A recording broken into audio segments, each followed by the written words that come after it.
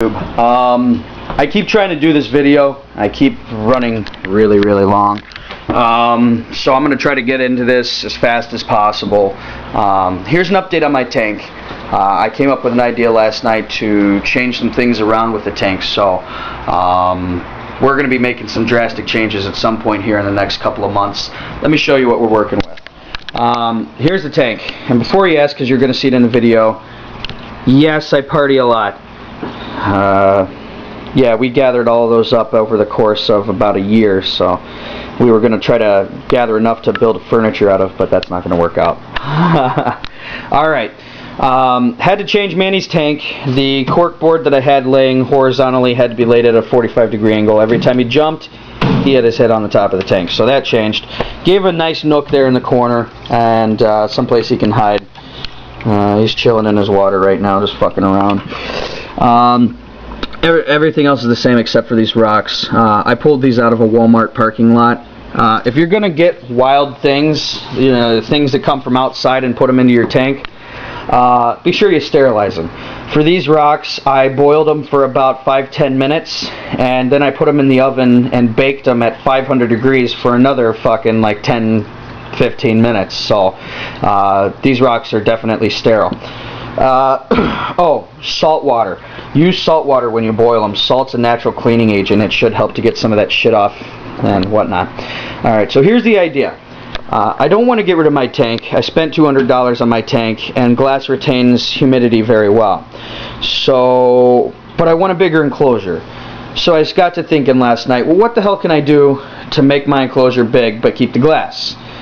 Here's what we do. On these two sides, this side right here on the right and the rear, I am going to build up 5 feet from the base of the tank itself. So it won't be 5 feet from the lid, it'll be 5 feet from the base. On this side right here, I'm actually on the back as well, but on this side right here, I want to extend the tank's length to 4 feet. So that's going to be about an additional 14 inches, or whatever, another foot or so out to this side. Now I will be running a board from this vertical 5 feet over here, running this way so that it stretches a couple of inches out over the lip. Over here I will also be extended in space, but I will build a board once again that stretches just a couple of inches over the lip. It'll rest literally on top of here, but it won't hold weight. The weight will actually be supported since I'm building from the ground. The reason I'm doing this is I don't want to risk the structural integrity of my glass tank.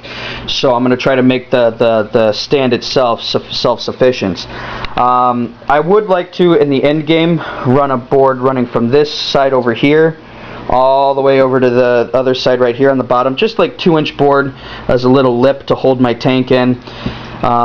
Now you're probably wondering what I'm going to do with this space right here, since I'm putting a board across and I've got like a 1 by 18-inch space. That's going to be storage. I'm either going to run electrical through there or something else. I'm not sure yet.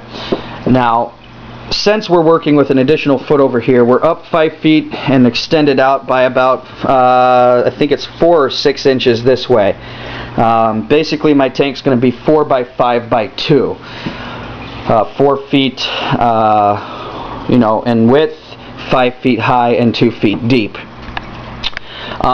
There's a number of options I can do here, but since I'm framing it up with solid wood on 3 sides, this side right here, the very front, I plan on using like red oak or something, and off of the board that's going to be stretching this way so I can still slide my tank out for cleaning and whatnot. There'll be framework running up and down this area right here. I will frame in a door of some form that will be screened, that way he can get some air and whatnot. The water I plan on moving out of this part of the tank and actually up into maybe the top part of this section, which is why I question putting electrical in here. Just because if I do that and I make it like a little nook, I can actually just make a little lift gate for it, and I can actually just pull the water in and out really quick and very easily for cleaning. So but that's my idea. Build it up to 5 feet, basically use the bottom part of my tank as part of the enclosure just for the aid of retaining moisture. Now the reason I'm doing this is because Manny is a nose diver. He loves my glass so much that he keeps running into it. So The inside of my enclosure that I'm building with wood on these 3 sides will be wrapped in terrarium carpet, the green carpet. The whole cost of this project should be under about $200, so about the cost of another one of these tanks. The reason I'm doing it this way is because I'm looking at all these cages you can buy online and all these terrariums and vivariums and paludariums and whatever.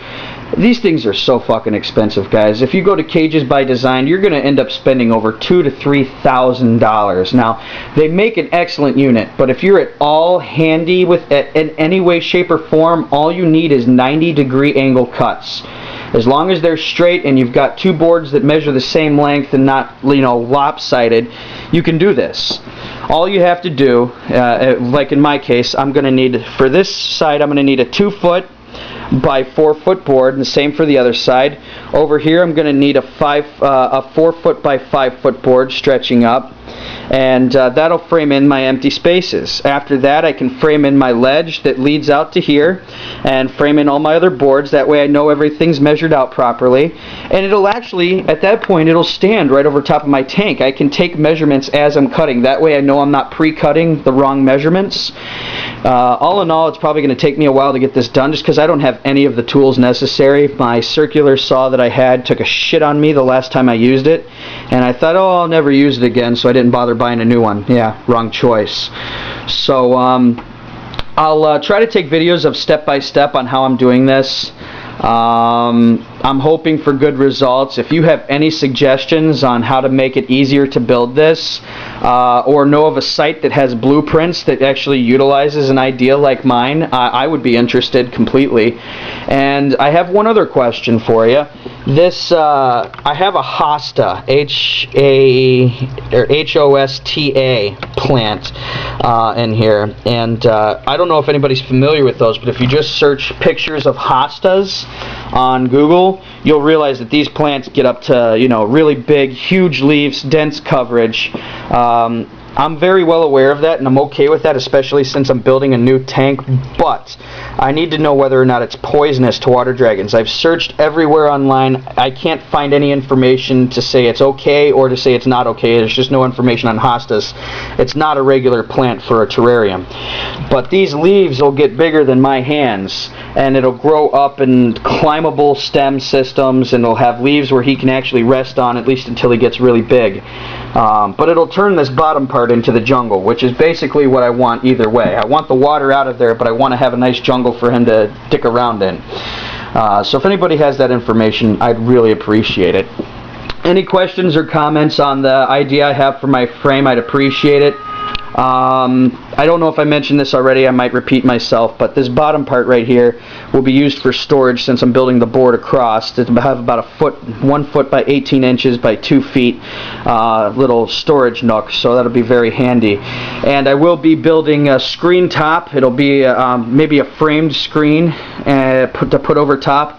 And a light lid to put on top. So all in all, the whole thing will probably be about 6 feet tall, but I'm only going to build the actual living space of about 5 feet tall by 4 feet wide, only after 18 inches up though. It's only going to be to this length up until you get to here, and then he can actually walk across here.